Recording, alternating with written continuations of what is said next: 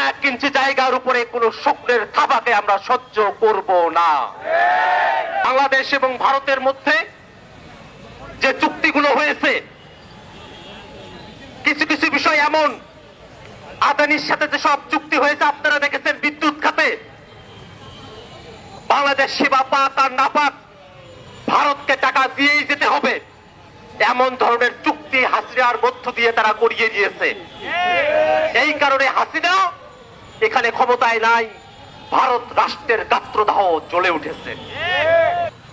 তারা আগরতলায় বাংলাদেশের উপ হাই কমিশনে হামলা করার মতো ধৃষ্টতা দেখানোর সুযোগ পেয়েছে।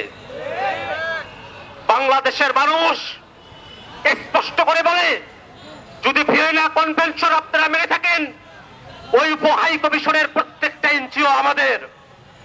বাংলাদেশের 1 ইঞ্চি জায়গার উপরে আমরা যে টেরিটরির মধ্যে আছি, টেরিটরির ভিতরে অথবা বাইরে, চুক্তির ভিতরে এবং আমাদের টেরিটরিতে 1 ইঞ্চি জায়গার উপরে কোন শুকরের থাবাকে আমরা সহ্য করব না। বন্ধুগণ, বন্ধুগণ,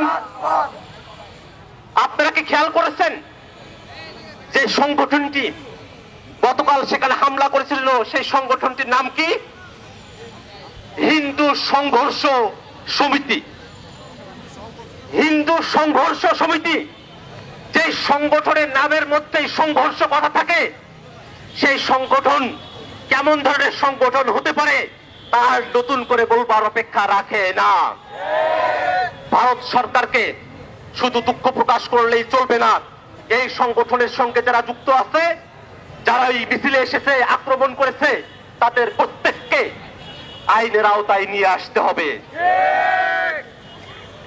আর একটা কথা, বাংলাদেশের মানুষ যখন চট্টগ্রামে অ্যাডভোকেট সাইফুলকে কুপিয়ে হত্যা করা হলো, এই সময়টাতে বাংলাদেশের মুসলমানেরা যে বিজ্ঞতার পরিচয় দিয়েছেন, যে ধৈর্যের পরিচয় দিয়েছেন, বাংলাদেশের আপামর জনসাধারণের প্রতি মাথা নত হয়ে আসে, তাদের প্রতি শ্রদ্ধা জানানোর ভাষা আমাদের নাই। বাংলাদেশের মানুষ জীবন দিয়ে এখান থেকে হাসিনাকে হটিয়েছে, আমরা বিশ্বাস করি তারা জীবন দেওয়ার জন্য প্রস্তুত। কিন্তু শুধুমাত্র ভারত বিরোধিতা আমাদের রাজনীতির কোনো পয়েন্ট নয়। ভারতের আগ্রাসী রাজনৈতিক যে সিদ্ধান্তগুলো আমাদের উপরে চাপিয়ে দেওয়া হয়, ভারতের আগ্রাসী যে কূটনৈতিক সিদ্ধান্তগুলো আমাদের উপরে চাপিয়ে দেওয়া হয়, বাংলাদেশের মানুষ শুধুমাত্র তারই বিরোধিতা করে। আপনাদের কাছে আহ্বান রাখি, বাংলাদেশের আপামর মানুষ, ভারতের আপামর সাধারণ জনতা, তাদের সঙ্গে আমাদের কোনো বিরোধের জায়গা নেই। আমরা ভারতের মানুষের সাথে মানুষ হিসেবে সম্পর্কের জায়গায় থাকতে চাই, কিন্তু ভারতের মানুষকে প্রমাণ করতে হবে ভারতের মানুষেরাও সেখানকার উগ্রবাদী হিন্দুত্ববাদীদেরকে আশ্রয় প্রশ্রয় দেয় না। আমরা বাংলাদেশের মানুষের কাছে আহ্বান রাখবো, অনেক সময় অনেক চটকদার কর্মসূচি দিয়ে আপনাদের সামনে হাজির হওয়া হবে, ফাঁদে ফেলবার চেষ্টা করা হবে। এটা ভারতের গোয়েন্দা বাহিনীরাই এই কাজগুলো করিয়ে থাকতে পারে।